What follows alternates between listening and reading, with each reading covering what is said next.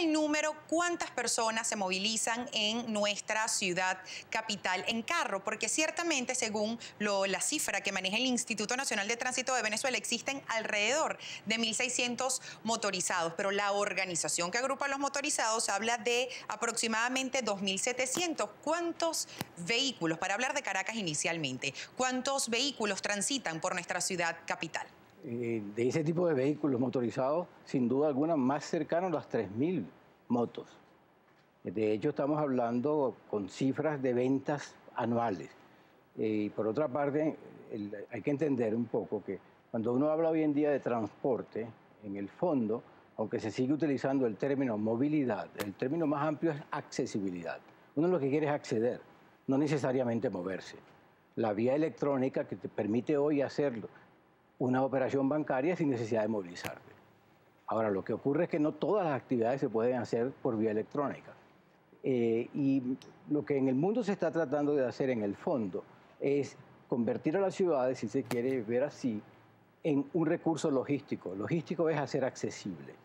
De lo que se trata es que la ciudad, los bienes, los servicios, las personas que en ella se concentran, encuentren fácil manera de llegar unos a otros.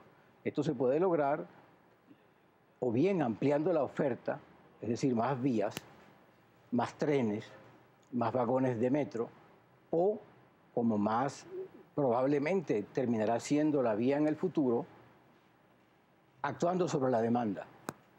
Por ejemplo, los horarios alternativos. No es necesario que todas las escuelas comiencen a la misma hora.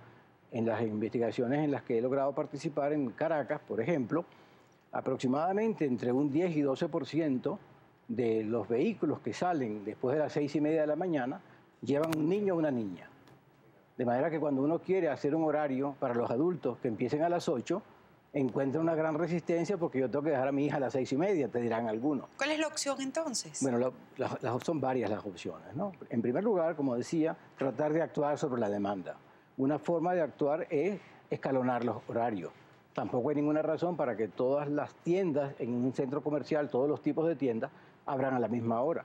Es poco probable que el que va a un banco también quiera ir a una zapatería a la misma hora, etc. Eso es actuar sobre la demanda. Pero también actuando sobre la demanda en otros lugares, por ejemplo, si uno va a recorrer las vías más congestionadas, tiene un impuesto adicional en las horas más congestionadas. Y esto se hace hoy muy sencillamente con un GPS. Ni siquiera necesito los llamados fiscales de tránsito. Y siempre actuando sobre la demanda, además, relacionar algo que hemos perdido completamente en Venezuela en los últimos años, el ordenamiento de las ciudades y el transporte. ¿Por qué se ha perdido eso? Bueno, son varias razones. Probablemente la más comprensiva, la que explica mejor esta situación, es la falta de descentralización. Pretender que desde un ministerio en Caracas yo voy a poder resolver las necesidades de una ciudad como Barquisimeto o Valencia o Puerto Cabello, aparte de ser una necedad, es un poco restar la importancia al conocimiento directo en el terreno. ¿Por qué lo cataloga como una necedad? Porque es inútil, porque el funcionariado, independientemente de sus competencias y de sus buenos deseos, tiene que estar más conectado con la vida local. No es, por ejemplo, yo recuerdo en algunas oportunidades para hablar de Puerto Cabello, sobre el cual trabajé varias veces, que se pierde de vista la importancia económica que tiene el puerto, no solo para la ciudad, no solo para la región, sino para el país. De manera que había que sacrificar algunas conveniencias alrededor de algunas partes de la ciudad.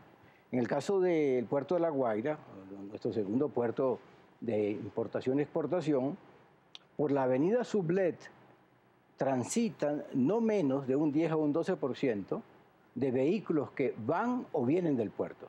Eso carga enormemente sobre la comunidad un impacto que no es necesario que ocurra.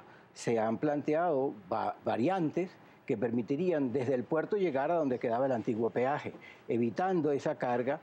Por la avenida Sublet. Claro, que no es solamente una carga de congestión, sino una carga de, lamentablemente, accidentes, algunos de ellos inclusive mortales, porque estamos hablando de camiones que tienen 20, 30, 40 toneladas.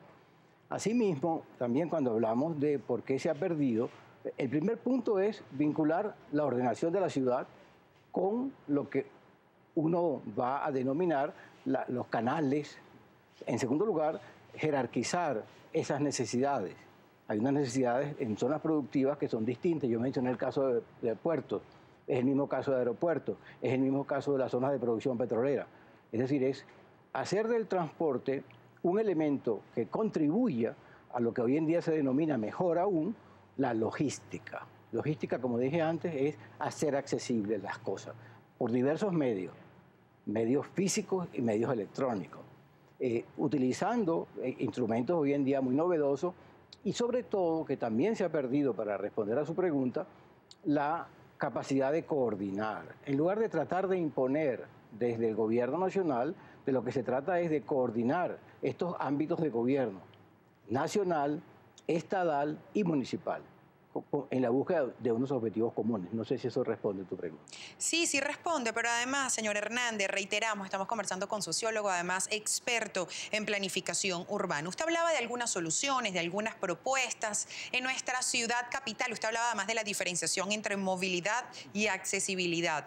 ¿Es accesible llegar, movilizarse en Caracas? Porque ciertamente uno tiene una agenda en el día que se establece para hacer ciertas actividades, pero allí tienes que sumarle el tiempo que ni siquiera inviertes, que pierdes al trasladarte de un área a otra de la ciudad capital. ¿Cómo afecta la calidad de vida? Y hablamos no solo de Caracas, hablamos de las principales ciudades de nuestro país. ¿Cómo afecta la calidad de vida? Enormemente. Lamento mucho citar que nosotros somos, en este momento, uno de los países con mayores números de muertes por accidentes viales por cada 100.000 habitantes. Esa es una manifestación de lo mal que lo estamos haciendo. Estamos hablando de entre 27 o 30 muertes por cada 100.000 habitantes, lo que nos coloca en América entre el primero o el segundo lugar. Y en el mundo entre los primeros 5 países con esos índices de mortalidad. Y eso, para insistir en que no es solamente la infraestructura, no es solamente las vías, no es solamente los canales dedicados a la circulación de vehículos, también es el control. Hemos abandonado prácticamente el control de los vehículos y la revisión y la inspección permanente. En un artículo magnífico que escribió hace un par de semanas el colega muy brillante Tulio Hernández, decía, a propósito de un accidente lamentable con muerte de algunos niños de un transporte escolar, los frenos no se van. Los frenos están siempre en el mismo lugar, lo que hay es que atenderlos.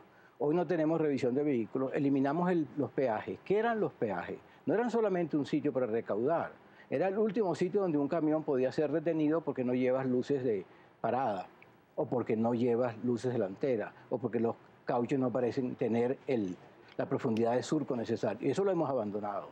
¿Cuántos puertos venezolanos realmente hacen una inspección del camión que está llegando a buscar carga? ¿Cuántos terminales realmente hacen una inspección del bus que va a llevar pasajeros? ¿Qué se necesita? ¿Capacidad humana, recursos económicos? ¿Qué es lo que se necesita? Primero, formación. Es decir, nosotros hemos perdido una tradición que teníamos de formación de fiscales, de tránsito. Hoy en día tenemos una Policía Nacional cuya misión central, si uno lee la ley de Policía Nacional, no es el control de la circulación. Y por tanto tampoco se refleja en su formación, en levantar un accidente, hacer un croquis, todo el procedimiento forense en el caso de que haya accidentados en forma grave. En el caso, por ejemplo, de la autopista regional del centro, la que es más circulada en el país, si hay un accidente severo, ¿a dónde llevamos el accidentado? A Maracay puede tomar 1 hora, a Caracas puede tomar 1 hora y media. No tenemos ni siquiera una aeroambulancia que permita resolver con los medios que están disponibles en Venezuela necesidades de la población. ¿Cuándo ocurrió este deterioro, como usted lo califica? Porque ciertamente hace 50 años éramos un referente en cuanto a las vías por todos los distribuidores, el distribuidor La Araña, diferentes distribuidores en nuestra ciudad capital. ¿En qué momento comenzó este deterioro que usted lo califica? Que no se han creado nuevas vías, las vías que existen están en franco deterioro. ¿Cuándo comenzó? Bueno, el último plan nacional de transporte que se pudiera calificar como tal es de los años 70 y hubo una enorme y muy importante participación local. En el caso de Caracas existía la oficina primero municipal y luego metropolitana de planeamiento urbano en estrecha coordinación con el entonces Ministerio de Obras Públicas. porque es la única manera de lograr que desde el gobierno nacional se establezcan unas directrices que se van a elaborar más detalladamente en el gobierno local. Y eso permitió que determinadas urbanizaciones, tal como señala, se atendieran debidamente, no solamente en términos de la jerga zoológica venezolana, de la araña y el 100 pies, ¿verdad?, para referirnos a los distribuidores, sino también algunos modestos ensayos, como fue, por ejemplo, el día de parada, que era una manera de actuar sobre la demanda, es decir, restar un 20% de la circulación de vehículos diariamente, lo que a su vez trajo algunas, si se quiere, modestas iniciativas de ponerse de acuerdo a algunos usuarios del transporte, o el día que tú tenías de parada yo podía llegar contigo, lo cual significa también la necesidad de vincular los sistemas de transporte. Es decir, que yo desde mi carro pueda estacionar y después tomar el metro. El sistema de transporte masivo nuestro es de muy pobre calidad, desde los autobuses, en el estado en el que están, las vías, mientras que uno por el corredor desde la avenida Andrés Bello hasta la avenida Sucre, a través de la avenida Urdaneta, tiene quizás 30 líneas, hay otras en cambio donde uno tiene que esperar 40, 45 minutos para que pase una unidad. Y estas son materias que primero requieren recursos humanos calificados, en segundo lugar requieren, como ya señalé antes, participación de la gente realmente afectada. Esto no se puede hacer desde un escritorio, en algún piso, en alguna oficina pública en Caracas. Esto implica conocer en detalle y sobre el terreno, y mucha participación, porque son decisiones que van a afectar, como usted señalaba, calidad de vida. Es decir, el niño o niña que tiene que levantarse a las 6 de la mañana para llegar a las 7:30 después de 45 minutos, no tiene la misma capacidad de rendimiento. Ahora, eso no es un problema de transporte, eso es un problema de zonificación escolar, eso es un problema de que yo debería tener, como estuvo planeado en algún momento, esos servicios inmediatos a la vivienda en unas relaciones de distancia y tiempo aceptables. De la misma manera, como intenté señalarlo, estamos haciendo, por ejemplo, un número considerable de viviendas en los terrenos de Fuerte Tiuna. ¿Dónde van a salir?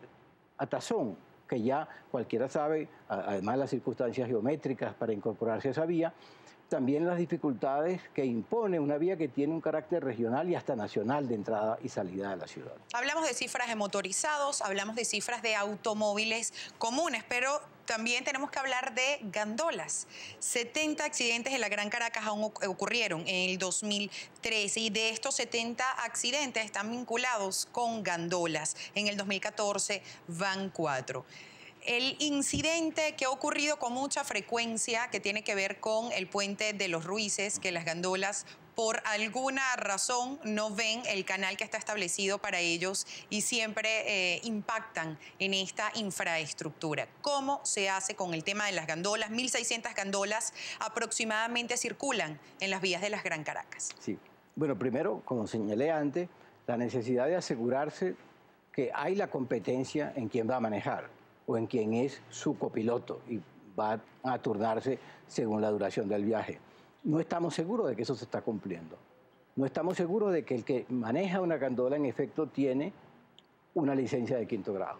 Yo he visto recientemente en estaciones de gasolina servir directamente el tanque de la estación de gasolina y servir simultáneamente los vehículos. Eso está expresamente prohibido por la normativa de seguridad. Que no me quiero ni imaginar el desastre que podría ocurrir por un accidente mientras se está sirviendo de la cisterna al tanque, por una parte. Y por la otra, en el caso de hace muchísimos años, que yo no recuerdo que se haya hecho en Venezuela, una encuesta de carga que realmente nos refleje los volúmenes, los tipos de productos. Hay unas normas llamadas las normas RASDA, que pareciera que nadie vela por su cumplimiento, para el transporte de sustancias peligrosas. Y de repente uno ve un camión de gasolina cambiándose de canal en una forma con poca pericia de su conductor y poniendo en riesgo el tránsito. Y esto requiere que el personal de vigilancia y de control de tránsito tenga una formación que no tiene en este momento. Son muchachos que con un mínimo de formación los ponen a dirigir el tránsito, que es una operación compleja.